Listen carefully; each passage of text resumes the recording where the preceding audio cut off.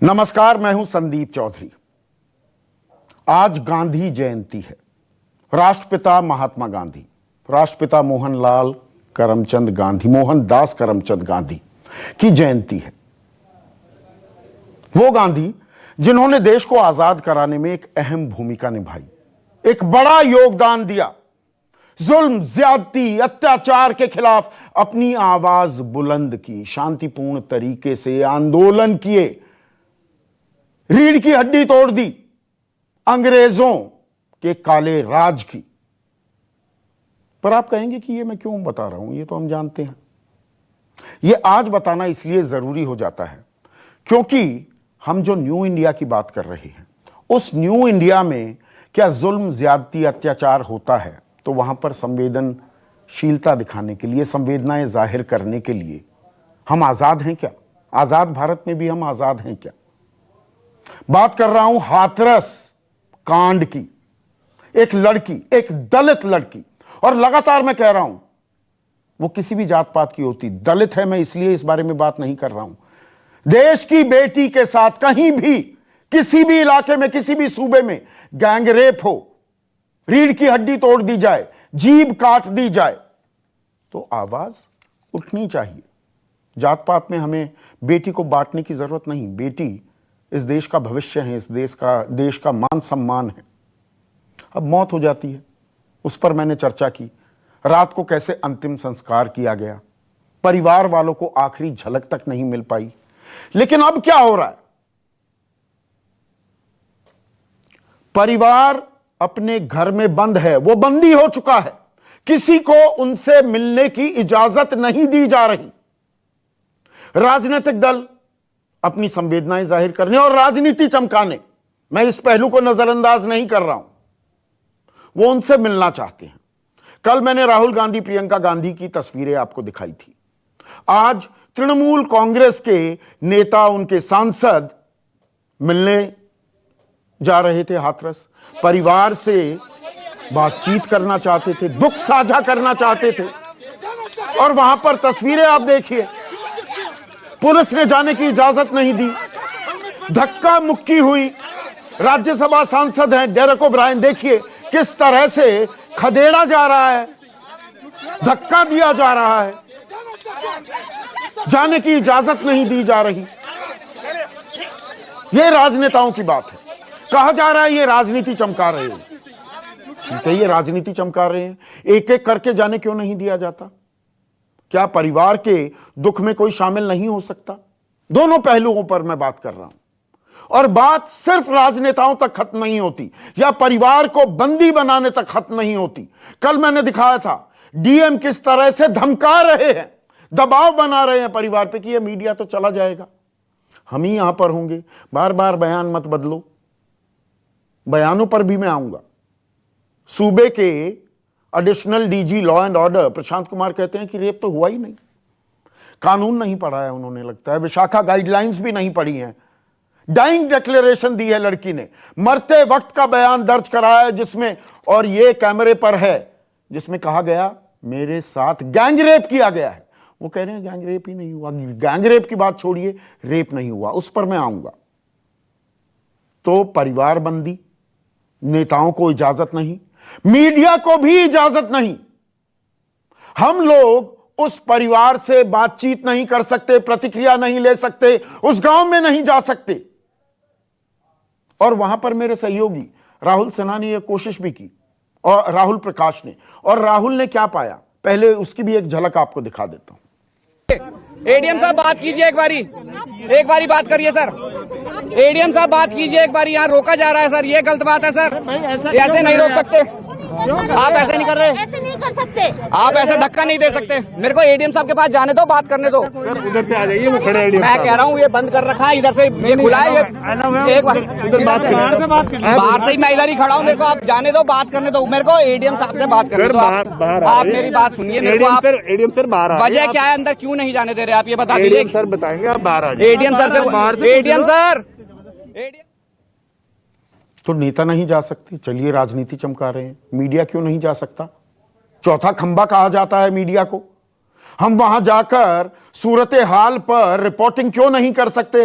परिवार से क्यों नहीं मिल सकते? हम कौन सी राजनीति चमका रहे हैं? पुलिस वाले बात नहीं करने देते वरिष्ठ अधिकारियों से। यह कौन सा न्यू इंडिया है? यह भी अपने आप में सवाल है। और यह सिर्फ हाथरस तक महदूद नहीं है। अब देश के अलग अलग हिस्सों में धरना प्रदर्शन हो रहे हैं, लोग आवाज उठा रहे हैं, राजनेता भी आवाज उठा रहे हैं, लेकिन आवाज उठाने पर अब लाठियां भी भांजी जा रही हैं। लखनऊ की आपको तस्वीरें दिखा रहा हूं। राष्ट्रीय प्रवक्ता है समाजवादी पार्टी के अनुराग भदौरिया, उनकी बैक की, उनकी कमर की ये तस्वीरें दिखा रहा था। वो अभी चर्चा में भी शामिल होने वाले हैं। डंडे बरसाए गए, लाठियां बरसाई गई। हजरतगंज में, लखनऊ में, वहां पर भी हिंसक प्रदर्शन हुआ। प्रदर्शन पहले शांतिपूर्ण था, जोर आजमाइश होने लगी, पुलिस ने दबाव दिया तो वहां पर झड़प भी हुई। हजरतगंज की भी आप तस्वीरें देखने वाले हैं। और सिर्फ हजरतगंज की बात नहीं है, दिल्ली में भी जंतर मंतर पर लोग धरने पर बैठ गए। लेकिन एक अजीब सी चुप्पी है, एक अजीब सी तालेबंदी है। मतलब इस मामले पर, पूरे मामले पर मानो लॉकडाउन कर दिया गया। लॉकडाउन से आप, मैं, हम सब अब भली भांति वाकिफ हो गए हैं। कोरोना काल में, संकट काल में, संक्रमण काल में हमने लॉकडाउन देखा है। लेकिन यहां पर हाथरस वारदात को लेकर, इस हैवानियत, दरिंदगी को लेकर एक लॉकडाउन है। कोई किसी से नहीं मिल सकता। तो हकीकत तक कैसे जाएंगे? परिवार की पीड़ा, उसके दुख, उनकी दिक्कतों पर बातचीत कैसे होगी? लेकिन बातचीत की फुर्सत कहां? हकीकत जानने की फुर्सत किसे कहां है? दरअसल राजनीति हावी हो रही है, बयानबाजी की जा रही है। और बयानबाजी कैसे की जा रही है, कैसे आरोप लग रहे हैं एक दूसरे पर, यह भी सुनिए। लेकिन ये कौन सी कांग्रेस की नीति है कि राजस्थान पर चुप है आप? जहां और विपरीत घटना हुई है वहां तो कुछ नहीं बोल रहे हैं प्रियंका और राहुल गांधी, और यहां जाकर के पूरा ड्रामा कर रहे हैं। ये ऐसा कैसे चलेगा? और हम लोग का कमिटमेंट देखिए कि हमारी सरकार है, वो कानून मैंने ही मूव किया था। आज अगर 12 साल से नीचे की बच्ची होगी तो फांसी लगेगी आपको बलात्कार में, और बाकी इसके ऊपर होंगे तो आपको आजीवन, मतलब आजीवन आप जेल में रहेंगे। इसके खिलाफ इस देश की एक एक महिला की आवाज उठनी चाहिए। इस देश के एक एक पुरुष की आवाज उठनी चाहिए, क्योंकि इस तरह का अन्याय कि पहले जो भी उस लड़की के साथ किया गया उसको झेलते हुए भी सरकार की कोई मदद नहीं मिली। उसका परिवार एकदम अकेला महसूस कर रहा होगा अपने आप। ऐसे में आज का सबसे बड़ा सवाल, हे राम, यूपी में ये कैसा काम? और परिवार को रोको, नेताओं को रोको, मीडिया को रोको, बस यही है न्यू इंडिया। चर्चा में मेरे साथ बीजेपी के राष्ट्रीय प्रवक्ता प्रेम शुक्ला, कांग्रेस के राष्ट्रीय प्रवक्ता पवन खेड़ा, समाजवादी पार्टी के राष्ट्रीय प्रवक्ता, कमर में अच्छी पिटाई हुई है इनकी, अनुराग भदौरिया मेरे साथ हैं, सेंटर फॉर सोशल रिसर्च की डायरेक्टर, जानी मानी समाज सेवी, महिलाओं के लिए आवाज बुलंद करती हैं, रंजना कुमारी मेरे साथ हैं, एके जैन, डीजीपी रह चुके हैं उत्तर प्रदेश पुलिस के। इनसे मैं जानना चाहूंगा ये पुलिस का, स्थानीय प्रशासन का रवैया ऐसा क्यों है? ये सामान्य है क्या? ये प्रक्रिया है क्या? ये स्टैंडर्ड ऑपरेटिंग प्रोसीजर है क्या? और वरिष्ठ पत्रकार सत्यहिंदी.com नाम का डिजिटल प्लेटफॉर्म चलाते हैं आशुतोष भी इस चर्चा में जुड़ चुके हैं। अब प्रेम शुक्ला, आज गांधी जयंती है जी। हाथरस में जो हुआ, गांधी आज जिंदा होते वो क्या करते? सबसे पहले मैं महात्मा गांधी को विनम्र श्रद्धांजलि अर्पित करूंगा। महात्मा गांधी निश्चित तौर पर उस पीड़िता के और उस पीड़िता के परिजनों के लिए न्याय सुनिश्चित करते हैं, और आदरणीय योगी आदित्यनाथ जी उस पीड़िता और उसके परिजनों के लिए न्याय सुनिश्चित करने का कार्य कर रहे हैं। वहां पर फास्ट ट्रायल कोर्ट घोषित कर दिया गया है, एसआईटी गठित कर दी गई है, अभियुक्त गिरफ्तार कर लिए गए हैं, और पीड़िता को पूरी तरह से न्याय सुनिश्चित करना, ये योगी जी ने अपना दायित्व कार्य कर रहे हैं। पीड़िता के परिवार से मिलने जाते महात्मा गांधी? पीड़िता को न्याय सुनिश्चित करना ज्यादा आवश्यक है। किसी प्रकार का वहां पर जाकर सिर्फ प्रदर्शन करने से ज्यादा आवश्यक है क्या पीड़िता को न्याय सुनिश्चित हो रहा है ये तय करना। और मौके पर जाने की जरूरत नहीं, तो महात्मा गांधी निश्चित ने तौर पर न्याय सुनिश्चित करते। जब वहां अन्याय होता, न्याय सुनिश्चित नहीं हो पाता, तो उसके बाद जो भी कदम महात्मा गांधी जी उठाते। मैं इसलिए ये पूछ रहा हूं कि महात्मा गांधी वहां नहीं जाते क्या? जब देश आजाद हो रहा था, ट्विस्ट विद डेस्टिनी स्पीच दी जा रही थी जी 15 अगस्त को 1947 में, तिरंगा फहराया जा रहा था। महात्मा गांधी दिल्ली में तो मौजूद ही नहीं थे, आजादी का जश्न ही नहीं मना रहे थे, वो नौखाली में मौजूद थे। वहां पर दंगे हो गए थे, लोगों के बीच बैठे हुए थे, उनसे बात कर रहे थे, उनकी पीड़ा पर मरहम लगाने की कोशिश कर रहे थे। तो यहां पर पीड़ा पर मरहम लगाया जाए, परिवार से मिला जाए, तो दिक्कत क्या है? पीड़िता से निश्चित तौर पर मिलना चाहिए, लेकिन उनको न्याय सुनिश्चित करना ज्यादा आवश्यक है। आज जब वहां एसआईटी जांच करके उनका बयान दर्ज कर रही है, उसमें बयान दर्ज करना आवश्यक है, पीपली लाइव करना आवश्यक है। पीपली लाइव हो रहा है, तो मुझे लगता है कि बयान दर्ज करना आवश्यक है। अच्छा, ये पीपली लाइव हो रहा है, मीडिया को भी नहीं जाने देंगे? मीडिया नहीं जा सकता, क्यों? किस बात का चौथा खंभा? बयान दर्ज नहीं, वही मैं एसआईटी ने उस न्याय की प्रक्रिया को समग्रता की ओर ले जाना, यह प्राथमिकता है। अगर 4 वहां पर लोग पहुंच जाएंगे कैमरा क्रू के साथ, तो मुझे लगता है छोटे से गांव में क्या उन परिजनों का बयान दर्ज हो पाए। कल ही आदरणीय प्रियंका वाड्रा ने एक वीडियो रिलीज किया, उस वीडियो में बाकायदा प्रॉम्प्टिंग की जा रही, कोई बात ट्यूशन पढ़ा रहा है परिजनों को।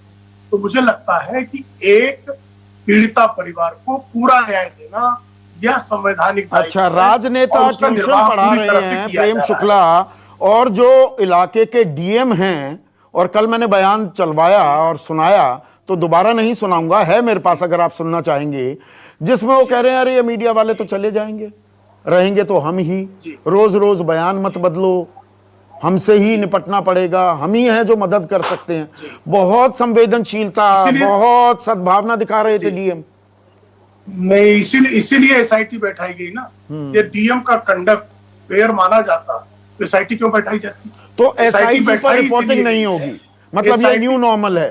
एसआईटी, हाँ, मतलब मीडिया जाकर देख नहीं सकता हो क्या रहा है। एसआईटी को अंतिम सत्य मान ले, एसआईटी पर पूरी तरह से भरोसा कर लें। एसआईटी नहीं, मैं ये पूछना चाहता हूँ आदरणीय चौधरी जी कि एसआईटी जांच करे कि नहीं करे, एसआईटी न्याय दे कि नहीं, एसआईटी न्याय की प्रक्रिया प्रारंभ करे कि नहीं करे, ये भी इस पीड़ित लड़की के भाई का बयान सुनवाऊं मैं आज सुबह का, डीएम का मैंने सुनवा दिया। अभी विक्रांत वीर की बात में करने वाला, न्याय सुनिश्चित कर रही है एसआईटी ना। अरे जिसके लिए न्याय की लड़ाई आप लड़ रहे हैं, एसआईटी लड़ रही है, वो क्या कह रहे हैं इस न्याय के बारे में, वो तो सुनेंगे ना प्रेम शुक्ला, वो तो सुन लीजिए। एसआईटी उसी ने भेजी गई।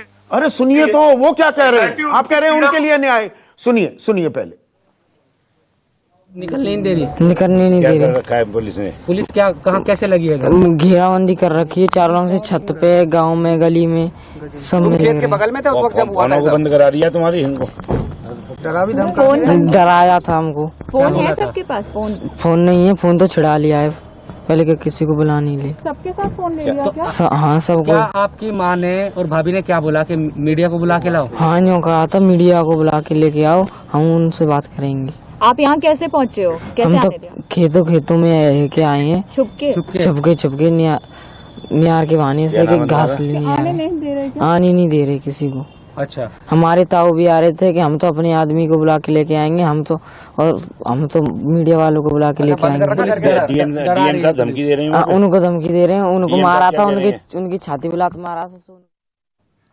तो ये आप इंसाफ दिला रहे हैं? भाई भाग कर, छिप छाप कर, पगडंडियों से बाहर निकलकर मीडिया से मिल रहा है, परिवार चाहता है मीडिया से बात करना, घर में बैठे हुए हैं, फोन जब्त कर लिए गए हैं, डराया धमकाया जा रहा है, आप कह रहे हैं इंसाफ दिया जा रहा है और इस पर विश्वास कर लें। देखिए उसी शिकायत के खिलाफ तो एसआईटी बैठी है ना। एसआईटी उन्हीं शिकायतों को सुन रही है और पीड़ित परिवार को न्याय देना सुनिश्चित कर रही है। मुझे लगता है कि मीडिया न्याय देगा कि एसआईटी और अदालत न्याय देगी? एसआईटी अदालत तो मतलब परिवार कह रहा है हम मीडिया से SIT बात जो करना जांच चाहते हैं, परिवार वो- घर में बंद कर दिया गया है, फोन छीन लिए गए मीडिया से हैं, बात। किसी से SIT मिलने नहीं दिया जा रहा। आप कह रहे हैं अरे इंसाफ दे रहे हैं, बैठे रहो घर में, हो जाएगा एसआईटी नहीं, एसआईटी की पूछताछ पूरी होने के बाद वो मुक्त है ना। अच्छा, कोई उनको मुक्त है तो मतलब अभी बंदी है, उनको आप पूरी ये तरह मान से रहे हैं? पूरे स्वतंत्र है वो मीडिया के साथ अपनी पीड़ा को शेयर कर सकते हैं। अच्छा, मीडिया उनकी लड़ाई में यदि शक्ति दे सकता है तो मीडिया का भी स्वागत। तो अभी किसी की जरूरत नहीं, बस एसआईटी पर भरोसा करे परिवार, घर में बंद पड़ा आज तो रहे। भी एसआईटी की जांच चल रही है, तो एसआईटी की जांच तो मुझे लगता है उसमें सबने सहयोग करना चाहिए, मीडिया ने ठीक भी है, सहयोग करना। देखिए मैं एके जैन साहब हैं, एके जैन साहब ये स्टैंडर्ड ऑपरेटिंग प्रोसीजर है? एक पीड़ित है, गैंग रेप की पीड़ित, उसकी मौत हो जाती है, अंतिम संस्कार का ड्रामा हमने देखा, परिवार को आखिरी झलक तक देखने को नहीं मिलती है। अब परिवार घर में बैठा हुआ है, बंदी है, फोन जब्त कर लिए गए, मीडिया से मिलना चाहता है, यहां कहा जा रहा है अरे इंसाफ दिला रहे हैं ना। यह तरीका होता है? एसआईटी की जांच ऐसे ही होती है क्या एके जैन साहब? नहीं, मैं इस प्रकार के व्यवहार से कतई सहमत नहीं हूं। पुलिस का, प्रशासन का दायित्व बनता है, एसपी और डीएम का, कि जो पीड़ित परिवार है उसको मरहम लगाएं, उसकी जो मदद कर सकते हो वो करें, उनका जो डर है उसको दूर करने के लिए परमानेंट गांव में तैनाती करें पुलिस फोर्स की, घर के पास ही। नंबर 2, उनको शस्त्र के लाइसेंस दिए जाएं जिससे कि वो अपनी सुरक्षा कर सकें, वो अपने को मजबूत महसूस करेंगे। नंबर 3, विपक्षी गणों के पास जो शस्त्र के लाइसेंस हो या उनके जो सहयोगी हैं जिनसे इनको डर लगता हो, वो सब आर्म्स के लाइसेंस कैंसिल होने चाहिए या सस्पेंड होने चाहिए। जो गांव के दबंग हैं, ये भी प्रक्रिया बहुत दिन चलानी पड़ेगी पुलिस को कि जो भी इनको धमकी दे फोन पर या रास्ते चलते, तुरंत मुकदमा दर्ज हो और तुरंत उस गुंडे के पर खिलाफ। किसी को मिलने नहीं दिया जा रहा। कंप्लीट लॉकडाउन है एके जैन साहब, कंप्लीट लॉकडाउन का क्या मतलब? नहीं, गलत है ये गलत है। इसी से तो प्रॉब्लम्स खड़ी हो रही हैं।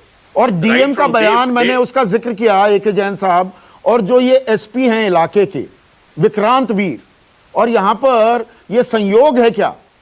पिछले साल उन्नाव रेप कांड सुर्खियां बटोरता है, तो ये उन्नाव में पोस्टेड थे, आज की तारीख में ये हाथरस में पोस्टेड हैं। और ADG law and order Prashant Kumar कहते हैं कि रेप तो हुआ ही नहीं। कल वो कहते हैं रेप तो हुआ नहीं। अब मुझे ये बताइए, जो क्रिमिनल लॉ अमेंडमेंट एक्ट 2013, जिसको निर्भया एक्ट भी कहते हैं, उसकी लास्ट लाइन पढ़ रहा हूं सर। अप्लाइंग माउथ और touching private parts were also classified as offences of sexual assault. शायद उन्हें यह नहीं मालूम कि आज की तारीख में परिभाषा क्या है, और इस परिभाषा को भी गोली मारिए। डाइंग डिक्लेरेशन है लड़की का, कैमरे के सामने बयान है, मेरे साथ गैंग रेप हुआ। एडीजी लॉ एंड ऑर्डर कहते हैं रेप ही नहीं हुआ, और एसआईटी पर पूरा भरोसा कर लिया जाए कि जान? नहीं, मैं पहले ही दिन से कह रहा हूं कि इसमें मिसहैंडलिंग हुई है और ये ठीक प्रकार से हैंडल नहीं किया गया है पूरा प्रकरण, और कार्रवाई इसमें होगी। हाई कोर्ट ने भी इसका संज्ञान लिया है और मैं समझता हूं कि इसमें शीघ्र ही कार्रवाई होगी, और मीडिया को बिल्कुल अलाउ कर दिया जाना चाहिए मिलने के लिए।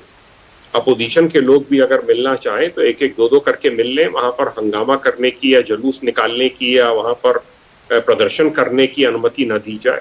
144 लगी हुई है। नहीं, कोई पर्दादारी है क्या? कुछ छुपाया जा रहा है क्या? कुछ नहीं, कोई छुपाने की क्या बात है? ये तो फिर ये ऐसा क्यों हो रहा है? ये थोड़ा आपको अजीब नहीं लगता? आप डीजीपी रहे। जग जाहिर हो जाएगा। जो भी फैक्ट्स हैं, कोई चीज नहीं छुपेगी। इसमें तो लीगल एक्सपर्ट्स भी उसको एग्जामिन करेंगे, फॉरेंसिक एक्सपर्ट्स भी एग्जामिन करेंगे, मेडिकल लीगल एक्सपर्ट्स भी इसको देखेंगे। ऐसा नहीं है, ये तो सब देखेंगे, और जो इसमें दूध का दूध है, पानी का पानी है, वो करना पड़ेगा, वो करना पड़ेगा। बिल्कुल। अब पवन खेड़ा, एक सेकंड सर, पवन खेड़ा, जो सवाल मैंने प्रेम शुक्ला से पूछा वही सवाल मैं आपसे भी पूछ रहा हूं। गांधी होते तो जाकर मिलते ना, धरना प्रदर्शन करते, शांति प्रदर्शन करते। आप क्या कर रहे हैं? फोटो अपॉर्चुनिटी दे रहे हैं आपके नेता, फोटो आप ग्रैब कर रहे हैं कि जी यमुना एक्सप्रेसवे पर पैदल चलेंगे, धक्का मुक्की होगी, कोनी पर थोड़ी चोट लग जाएगी, थोड़ी देर के लिए डिटेन किया जाएगा, फिर दिल्ली अपने घर आ जाएंगे। अगर आपकी इतनी संवेदनशीलता है, वहीं धरने पर बैठ जाते। गांधी हिलते क्या वहां से? मेरा सवाल आपसे ये है। संदीप चौधरी जी, गांधी के लिए तो इन्होंने कह ही दिया स्पष्ट तौर पे, हमारे मित्र प्रेम शुक्ला जी ने, कि वो पीपली लाइव करते थे। नहीं, उनके बारे में नहीं कहा, उन्होंने कहा अभी पीपली लाइव हो रहा है। आपने नोआखाली का उदाहरण दिया, उसके जवाब में उन्होंने कहा कि पीपली लाइव नहीं होना चाहिए। तो मैं समझ रहा हूं इनकी मानसिकता क्या है, खैर उस पर छोड़िए। अब आरोप लगाया जा रहा है कि राहुल गांधी, प्रियंका गांधी राजनीतिकरण कर रहे हैं या राजनीति कर रहे हैं। वहां जाकर मैं आप पर आरोप लगाता हूं संदीप चौधरी साहब कि आप पत्रकारिता कर रहे हैं।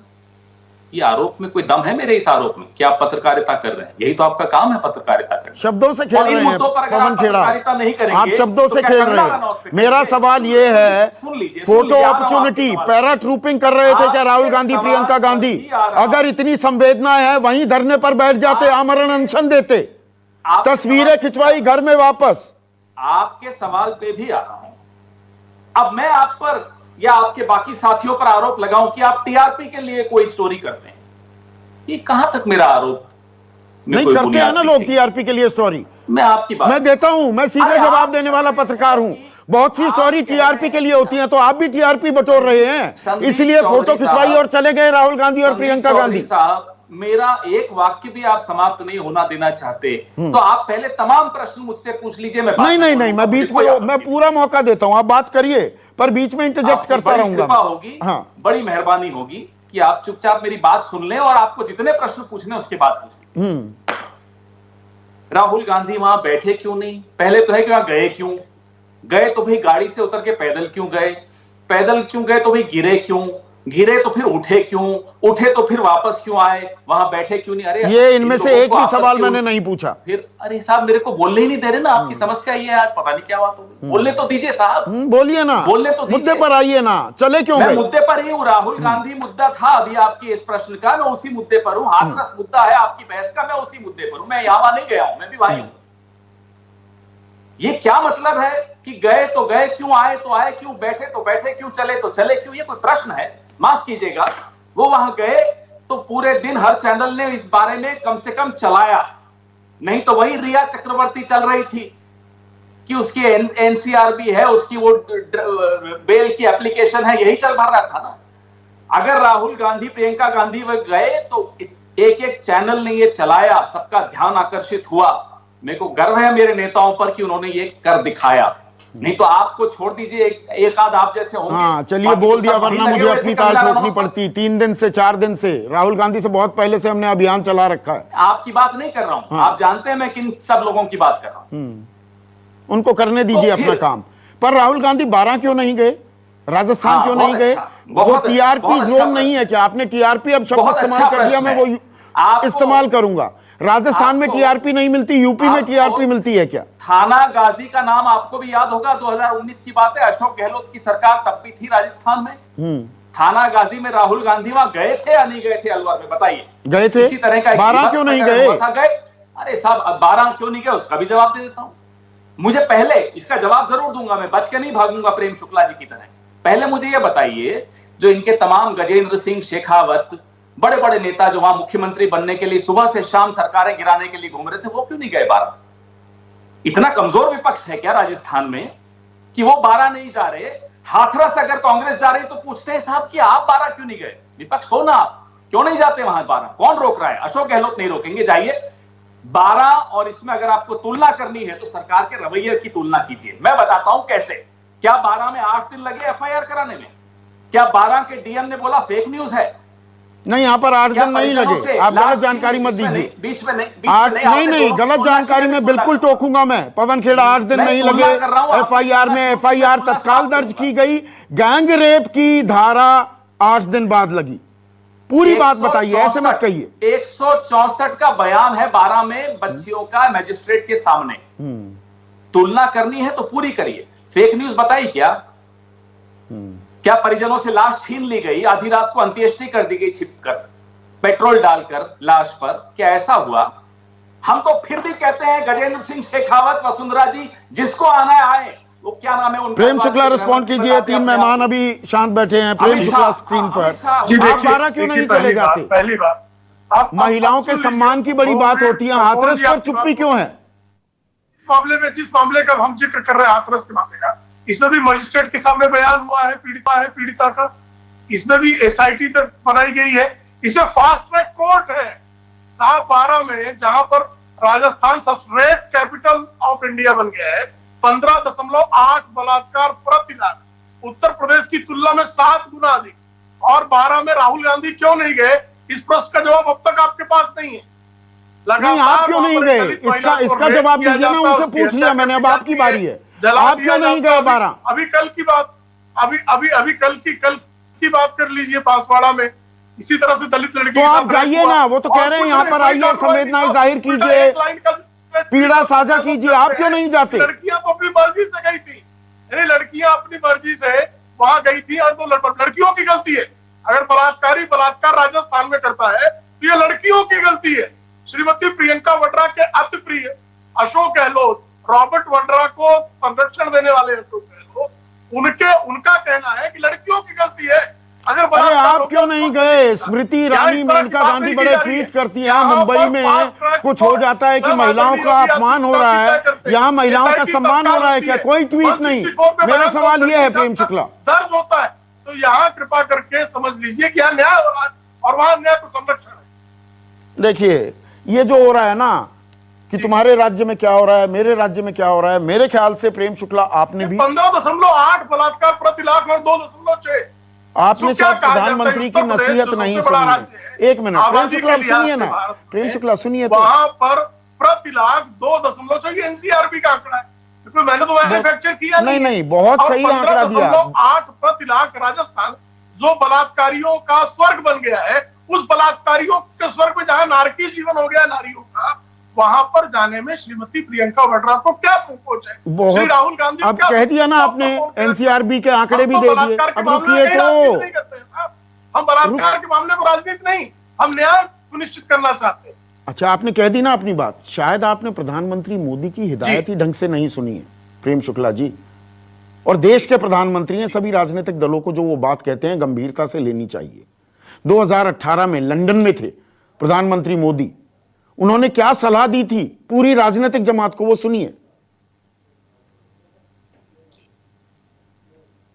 आप मुझे कल्पना कर सकते हैं, जब किसी छोटी बालिका पर बलात्कार होता है,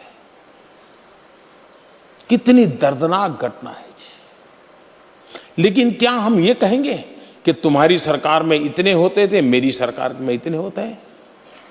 मैं समझता हूं इससे बड़ा गलत रास्ता नहीं हो सकता है। बलात्कार होता है, एक बेटी के साथ ये अत्याचार कैसे सहन कर सकते हैं? अब प्रेम शुक्ला, मैं आपसे प्रतिक्रिया नहीं चाहूंगा, मैं प्रधानमंत्री की बातों को गंभीरता से लेता हूं। रंजना कुमारी, कोई इस बात पर कुछ तवज्जो भी दे रहा है? राजनीति हो रही है, तुम्हारे यहां ज्यादा, तुम्हारे यहां ज्यादा, हम हैं पाक साफ, हम सम्मान करते हैं, हम ही इज्जत बचाते हैं, यह राजनीति आ गई और गैंगरेप की घटनाएं लगातार बढ़ती ही जा रही हैं। देखिए संदीप जी, ये सभी जो आपके चैनल में बैठे और तमाम और कार्यक्रमों में मैं लोगों से मिल रही हूं, इन्हें कुछ लेना देना नहीं है। इनके मन में कोई भी एक अंश भी इनके मन में दुख तकलीफ या कुछ भी नहीं है। ये लोग सिर्फ यहाँ आकर के राजनीति खेल रहे हैं, और जो जाके यहाँ वहां, हमारे शर्म नहीं आती कहने में 7% रेप, एक लड़की का रेप भी रेप है कि नहीं है? उस लड़की की जीभ काटी, उसका पूरा शरीर तोड़ा, ये आपको स्वीकार्य है क्योंकि राजस्थान में हुआ? ये आपको नहीं? एडीजी लॉ एंड ऑर्डर कहते हैं रेप तो हुआ ही नहीं। आप बीच में नहीं बोलेंगे, अगर आप मैं बोल रहा हूँ रंजना जी, बिल्कुल उचित नहीं होगा, बीच में इनको मत बोलने दीजिए। मैं बोल रहा हूँ रंजना जी, कोई नहीं बोल रहा। और अच्छा संदीप जी, मैं आपसे सिर्फ एक बात कहना चाहती हूँ कि जो आज राजनीति खेली जा रही है, सब लोग लड़कियों की रेप को सीढ़ी बनाकर सत्ता को बचाए रखना चाहते हैं या सत्ता की गद्दी पर पहुंचना चाहते हैं। इससे ज्यादा दुर्भाग्य क्या हो सकता है किसी देश का कि औरत की अस्मिता, औरत का शरीर, औरत की जिंदगी, उसकी इज्जत चली जाए ताकि हम सत्ता में बने रहें। इसके लिए सारा ड्रामा। आप ये बताइए कि जो आज हाथरस में हुआ, पूरी दुनिया में शर्म से सिर झुका। एक जमाने में मोदी जी बोलते थे कि ये दिल्ली रेप कैपिटल है, पूरी दुनिया के सामने हम शर्मसार हो रहे हैं। वो भी आपने शायद वो क्लिप चलाई थी एक दिन, मैंने सुनी थी। तो क्या ये शर्मसार करने की बात नहीं है? आज कोई भी, आज मैं किसी एक इंटरनेशनल कॉन्फ्रेंस की कीनोट एड्रेस दे रही थी, सारी औरतें मुझसे सिर्फ एक ही सवाल पूछ रही थी कि ये क्या हो रहा है हिंदुस्तान के अंदर। आपके यहाँ ये गैंगरेप, हड्डी तोड़ना, जीभ काटना, और उसके बाद सरकारों का उसकी लाश को जला देना बिना how can dead body not be given to the family? women are asking us this question across the world. ये कोई तरीका है बात करने का? ये कोई आप लोग का डिफेंड करने का? उनके यहाँ इतने परसेंट, उनके यहाँ नहीं नहीं, ये देखिए एक परंपरा है। एक मिनट रंजना एक मिनट रुकिएगा। ये परंपरा है जो आपने रेप कैपिटल वाला जिक्र किया प्रधानमंत्री मोदी के बयान का। हर जगह, उन्नाव में क्या हुआ, कठुआ रेप कांड में क्या हुआ, एक मिनट निर्भया में क्या हुआ, तत्कालीन मुख्यमंत्री और पवन खेड़ा उनके अहम सलाहकार थे, उनको यहां तक कहना पड़ गया ना कि लड़कियों को रात को देर रात बाहर नहीं निकलना चाहिए। जिम्मेदारी लड़कियों पर आ जाती है। मुलायम सिंह यादव ने क्या कहा, बच्चों से गलतियां हो जाती हैं। रेप मामले में कहा बच्चों से गलतियां हो जाती हैं। यह हमारा राजनीतिक एक चलन है, घड़ियाली आंसू बहाए जा रहे हैं। प्राथमिकता बिल्कुल नहीं है, कोई मान सम्मान इंसाफ की बात ही नहीं है। अगर मैं ये कहूं मैं गलत कह रहा हूं क्या रंजना? बिल्कुल नहीं संदीप, बिल्कुल सही कर रहे हो। मैं तो इस बात से बहुत इस समय ये सोचती हूँ, बहुत दुखी हूँ कि किस तरह के लोग आज हमारी पब्लिक लाइफ में आ गए हैं। और सबसे बड़ी बात मैं प्रश्न पूछना चाहती हूँ कि आप हाथरस में अगर मीडिया को नहीं जाने देना चाहते तो क्या ये इमरजेंसी है? क्या ये इमरजेंसी है या फिर आप क्या छुपाना चाहते हैं? मीडिया क्यों नहीं जा सकता? कैसे, किस अधिकार से आपने उनके फोन ले लिए? डीएम जो उनको जाके धमकाता, आपने उसको हटाया है? एसआईटी जब बनी है तो एसआईटी को कम से कम जो वहां के पावरफुल ऑफिसर्स और जिन लोगों ने सब कुछ किया, आपने उनको सस्पेंड किया जब तक एसआईटी जांच करेगी। तो क्या वो एसआईटी की जांच को प्रभावित नहीं करेंगे? आप किस तरह की आंखों में धूल झोंक रहे हैं? अगर हम लोग को जानकारी नहीं होती तो ये जो बीजेपी की सरकार जो कुछ भी हाथरस में आज कर रही है, वो क्या ये आंखों में धूल झोंकने का काम नहीं है? एसआईटी सुन के कान पक गए। एसआईटी का बिल्कुल, जो ये एसआईटी की बात और फास्ट ट्रैक कोर्ट कहा जाता है। एक मिनट रंजना, अनुराग भदौरिया स्क्रीन पर। ये फास्ट ट्रैक कोर्ट की भी जो दुहाई दी जाती है ना, ये मैंने कल कार्यक्रम में बताया था। फास्ट ट्रैक कोर्ट में भी इंसाफ मिलने में जितना वक्त लगता है, सामान्य कोर्ट में उससे पहले इंसाफ मिल जाता है। निर्भया फंड भी हमने तमाशा बना रखा है। ये निर्भया शब्द को ही लेकर जो ये राजनीति होती है, मुझे घिन आने लगी है। ये मैंने पहले भी कहा है। लेकिन अनुराग भदौरिया, अब आपकी कमर पर आज लठ बरसाए गए हैं, लाठियां बरसाई गई हैं, रात को भी सोने में परेशानी होगी, पर आप शांतिपूर्ण प्रदर्शन कीजिए। वो जोर आजमाइश कर रहे थे, आप धक्का मुक्की पुलिस के साथ करेंगे, कानून व्यवस्था बिगाड़ने की कोशिश करेंगे। अगर आपको इंसाफ दिलाना है, इतनी संवेदनाएं हैं, शांतिपूर्ण तरीके से क्यों नहीं करते? देखिए संदीप जी, जब एक घटना घटी तो मैं आपको बताऊं, समाजवादी लोग बहुत, चूंकि हम लोगों ने मौन रखा हुआ था और गांधी प्रतिमा पे बैठे थे, उनको दिक्कत ये थी कि हम गांधी प्रतिमा पे ना बैठ पाए, इसलिए गांधी प्रतिमा पे पहुंच ही नहीं पाए। उसके पहले चौराहे पे ही दे लाठी। और आपको शायद पता नहीं, कमर नहीं, अगर मैं हाथ दिखाऊं तो आप देखोगे हाथ मेरा मैं तस्वीरें दिखा रहा हूं। तो इतनी तरह नहीं, वो तो उस समय तो उतनी स्वेलिंग नहीं आई थी, चूंकि एकदम ताजा लगा था। फिर बाद में जब एक्सरे होता है तो पता चलता है। लेकिन मैं आपको बताऊं, आखिर हम लोग की गलती क्या थी? गांधी जी से शिकायत करने गए थे कि सरकार गूंगी बहरी सुनती नहीं है। गांधी जी का आज हम लोग 2 अक्टूबर था, चलो गांधी जी को बोल के आते, वो भी कोई जिंदाबाद नहीं, आप देखिए कोई नारेबाजी नहीं, बहुत शांतिपूर्ण तरीके से। इतने में भी सरकार डर जाती। जैसे हाथरस के अंदर आपने देखा, रात के अंधेरे में एक बच्ची, जो माँ अपनी बच्ची के पाल के जिसने बड़ा किया होगा, और उस बच्ची का चेहरा भी नहीं देखने दिया, ऐसे तानाशाही जनरल डायर की तरह सबके पूरे गांव को लॉक कर दिया। आपको इतनी संवेदनाएं थी, आप हाथरस जाते, लखनऊ में खड़े होकर क्या कर रहे थे आप? नहीं, हाथरस है, हाथरस में सारे लोग समाजवादी पूरा गांव घेरे बैठे हैं, तभी तो परेशान है ये। आज तो हम लोग अक्टूबर, चुके गांधी जयंती थी इसलिए यहाँ पे थे, वहां है ऑलरेडी समाजवादी पूरा गांव घरे बैठे हैं, तभी तो परेशान है भारतीय जनता पार्टी। दिक्कत इस बात की है, हमने इनसे बोला कि ये आप ऐसा कर क्यों रहे? अच्छा, आपने देखा कितनी आसानी से हर बात ये लोग पलट जाते हैं। एसआईटी की बात, एसआईटी क्या है? एसआईटी का हेड कौन होता है? प्रिंसिपल सेक्रेटरी होम होता है, सरकार इनकी है, सब कुछ हो जाता है। गरीब बच्ची है, कमजोर बच्ची है, दलित बच्ची है, तो उसके लिए कोई भारतीय जनता पार्टी का नेता, महिला नेता ने भी एक ट्वीट नहीं किया। और खासकर वो जो उत्तर प्रदेश से जीत के जाती है, वो बाल आयोग की मंत्री भी है, बाल विकास की मंत्री भी है, कोई उनका ट्वीट नहीं है। और अगर कोई बड़े घर की बेटी है, उसका नाम है, शौहरत है, उसका जरा सा आप उसकी दहलीज पे थोड़ा सा अगर खरोंच भी लगा देंगे तो वाई सिक्योरिटी मिल जाएगी। क्या ये भारतीय जनता पार्टी का तरीका है कि गरीब मजदूर बच्ची के लिए आप एयर एम्बुलेंस नहीं दे पाए, कि एयर एम्बुलेंस से आके उस एम्स में आप उसकी पीआर नहीं कर पाए, कि एम्स में एडमिट नहीं करा पाए, कि एम्स में उसका इलाज हो जाता और आपको उसको सफदरजंग हॉस्पिटल में इलाज तो आप आज क्यों इतने एक्टिव हुए अनुराग भदौरिया? 14 सितंबर की ये घटना है, आपको मालूम लग गया था, तब क्यों नहीं आवाज उठी इंसाफ के लिए? पहले हाथरस अस्पताल ले जाया गया, फिर अलीगढ़ ले जाया गया, फिर सफदरजंग ले जाया गया, आप बड़ा याद आने लगा कि एयर एम्बुलेंस में ले जाते। अरे एयर एम्बुलेंस हम लोगों ने बोला था कि एयर एम्बुलेंस क्यों नहीं? कब बोला? तब सड़कों पर क्यों नहीं आए? ये पॉलिटिकल कम्पिटिटिवनेस चल रही है, राजनीतिक स्पर्धा चल रही है। अरे वो नंबर ना बना ले, वो टीआरपी ना ले जाए तो आप घुस गए। मेरा बात पूरी हो जाए। आपकी मीडिया तब जगी है जब उसकी मौत हो गई है। मीडिया कब जगती है मैं आप पूछना चाहता हूँ। कौन हिम्मत? मीडिया ही हर चीजों की, मीडिया सरकार चला रहा है, हम देश चला रहे हैं। नहीं, उत्तर प्रदेश हो या देश हो, मैं आपसे बोल रहा हूँ, एकमात्र हम लोग हैं जो लाठी भी खाते हैं और अपनी बात भी करते हैं। हम क्या बोलने गए थे? हम तो खाली महिलाओं के न्याय मांगने के लिए गए थे और हम कोई वहां प्रदर्शन करने कोई तो गए नहीं। ठीक है आशुतोष स्क्रीन पर आशुतोष, जो ये अब देखिए मीडिया क्या कर रहा था, और मीडिया अपना काम करने की कोशिश कर रहा है, चौथा खंबा हमें कहते हैं, तो मीडिया को कवरेज रिपोर्टिंग की इजाजत नहीं दी जा रही। मीडिया कौन सा तनाव बढ़ा देगा, कौन सा वहां दंगा फसाद फैल जाएगा मीडिया के चलते? यह बात एक लेवल तक समझ में आती है कि राजनेता जाएंगे, कार्यकर्ता जाएंगे, वहां तनाव हो सकता है। मीडिया की रिपोर्टिंग में कौन सा तनाव है?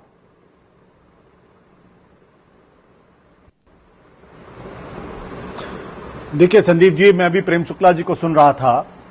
ब्रेजन तरीके से अगर कोई मीडिया का अपमान कर सकता है तो प्रेम शुक्ला जी ने भी आपके टीवी चैनल पे किया है। अगर मीडिया अपना काम करता है तो उसको ये पीपली लाइव बताते हैं।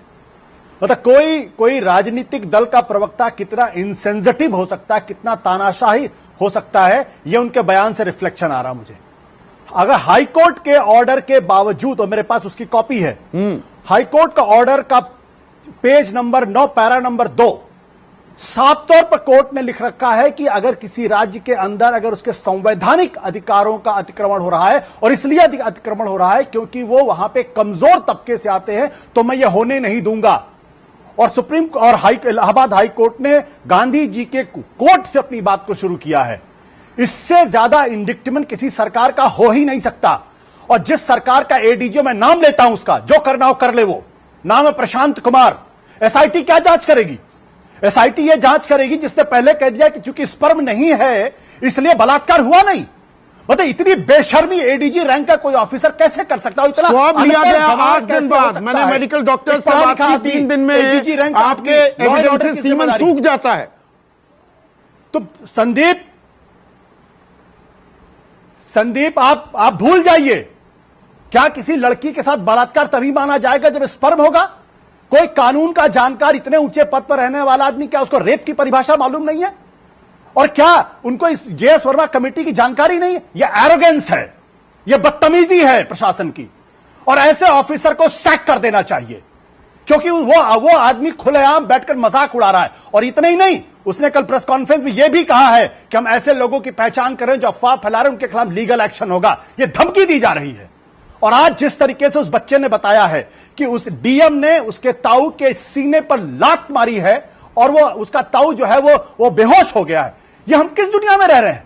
रात को 2 बजे ये कौन सा हिंदू संस्कार है? और ये जो भगवा वस्त्र पहन के वहां के मुख्यमंत्री महोदय बैठे हुए हैं जो अपने को धर्मराज मानते हैं, क्या बताएंगे किस शास्त्र में लिखा हुआ है कि रात के 2 बजे परिवार अंतिम संस्कार नहीं करेगा, पेट्रोल डाल के जला दिया जाएगा? अगर ये किसी अपर कास्ट की लड़की के साथ होता, अगर ये किसी अमीर परिवार के साथ होता, तो आज हिंदुस्तान के अंदर आग लग गई होती। लेकिन चूंकि वह कमजोर हैं, इसलिए आपने उनके घर को भी घेर रखा है। उनके ताऊ को आप लात मारेंगे, रात को 2 बजे आप उसकी परिवार को आग लगा नहीं। इलाहाबाद हाई कोर्ट ने अपने ऑर्डर में कहती रह गई कि बेटी का इलाहाबाद हाई कोर्ट ने अपने ऑर्डर में अनुच्छेद 21 का भी जिक्र किया है, right to life. And right to life, जीने का हक जो हर नागरिक को, हर भारतीय को दिया है हमारे संविधान ने, उसमें डिग्निटी इन डेथ भी शामिल है। डिग्निटी इन डेथ भी शामिल है राइट टू लाइफ में। संदीप हाई कोर्ट ने इतना ही नहीं किया है, उत्तर प्रदेश की सरकार ने सुप्रीम कोर्ट के 1995 के ऑर्डर का उल्लंघन किया है, मुंबई हाई कोर्ट का उल्लंघन किया है, कलकत्ता हाई कोर्ट का उल्लंघन किया है और 2009-2012 के हाई कोर्ट के ऑर्डर का उल्लंघन किया है, जिसमें स्पष्ट तौर पर लिखा गया है कि डिसेंट बरियल होना चाहिए। और सबसे बड़ी बात यह है, आप सोच सकते हैं कि कोई सरकार इतनी निष्ठुर, क्रूर, विभत्स अश्लील हो सकती है कि एक मां अब कह रही कि मुझे बेटी के चेहरा दिखा दो। आपका खून क्यों नहीं खोलता है? और प्रेम शुक्ला जी बैठे, इनका खून क्यों नहीं खोलता है? आपने गंभीर आरोप लगाए हैं। खोलता है और नरेंद्र मोदी का खून क्यों नहीं खोलता है? उनके परिवार में अगर किसी लड़की। प्रेम शुक्ला रिस्पॉन्ड कीजिए। देखिए, बौखलाहटों का कोई उत्तर नहीं होता, फिर भी मैं कह रहा हूं कि न्याय सुनिश्चित करना यह संवैधानिक दायित्व है और न्याय सुनिश्चित किया जा रहा है। एडीजी कहते हैं बलात्कार ही नहीं हुआ, सारी ऑब्जर्वेशंस की धज्जियां उड़ती हैं, अंतिम संस्कार किस तरह से किया गया उस बारे में जवाब दीजिए ना। अधिकार का भी आदर करते हैं, इससे अधिक जो है इस पर कोई उत्तर देने की आवश्यकता नहीं है। उस लड़की को न्याय देना ये हमारा दायित्व है। किसी की बौखलाहट का ही अगर अवसर है तो बौखलाए, बड़बड़ा सकता है। मैंने पीपली लाइव अगर कहा है तो पीपली लाइव क्या हुआ नहीं करता है क्या? मीडिया खुद ही एक दूसरे का पीपली लाइव स्टूडियोज में कितना गए हैं आप प्रेम शुक्ला? ये जो पीपली लाइव चल रहा है इंसाफ के नाम पर मुंबई में, कितनी चर्चाओं में बैठे? अच्छा, वो पीपली लाइव की चर्चाओं में शामिल होते हैं आप बड़े खुश होकर? पढ़ रहे हैं, मेरे समझ के बाहर है। इतनी बिफरने, इतने बौखलाहट की आवश्यकता नहीं है। और अभी राजस्थान में जब मैं कहता हूँ इतने बलात्कार है, आज कोसी के मुंह में फेविकोल जम जाएगा, क्योंकि उनको पता है कि जिस कांग्रेस के चारण भाग की भूमिका में ये रहे। मैंने वही इसीलिए प्रधानमंत्री का बयान सुनवाया। शायद प्रधानमंत्री जो कहते हैं आप उसे गंभीरता से नहीं लेते। तो कांग्रेस के आप नहीं बोलेंगे, बोलिए आप, लेकिन हमको हमारा धर्म है। उस लड़की के साथ निष्ठुरता हुई है, नृशंसता हुई है। ठीक है, प्रधानमंत्री की भी बात नहीं मान रहे। 1 मिनट, पवन खेड़ा 30 सेकंड का रिस्पॉन्स चाहूंगा। एसआईटी पर भरोसा क्यों नहीं करते? बात एसआईटी पे भरोसे की नहीं, और ये बार बार जो ये तुलना करते हैं, मुझे इससे बड़ी पीड़ा होती है। आप हिंदुस्तान के किसी भी कोने में बलात्कार होता है, देश के लिए वो कलंक है। वो राजस्थान में होता है, किसी की भी सरकार हो, गलत है। लेकिन सरकारों का उसके प्रति जवाब क्या है, रवैया क्या है, वो और बड़ा कलंक आपने उत्तर प्रदेश में दिखाया। इसलिए कृपया करके ऐसी तुलना करके हमारी बच्चियों का अपमान दूसरी बार मत करिए। आप कहते हैं न्याय होगा, अरे जब वो जीवित थी तब न्याय नहीं हुआ, जब वो मर गई तब उसकी लाश के साथ न्याय नहीं हुआ। अब आपसे कैसे उम्मीद करें, आपसे और आपकी एसआईटी से, कि आप न्याय करेंगे? पर हमें उम्मीद ये भी है कि दरअसल सही मायने में गांधी जी होते वो किस तरह का आंदोलन करते, उसकी आप कल्पना कीजिए। उनका इतिहास पढ़िए, उनकी जीवनी पढ़िए। और आज जो राजनीतिक रोष, आंदोलन, धरने प्रदर्शन हो रहे हैं, क्या गांधी उसकी भी तस्दीक करते? ये भी अपने आप में एक सोचने की बात है। आज आप सभी का बहुत बहुत शुक्रिया। आज के लिए बस इतना ही। नमस्कार।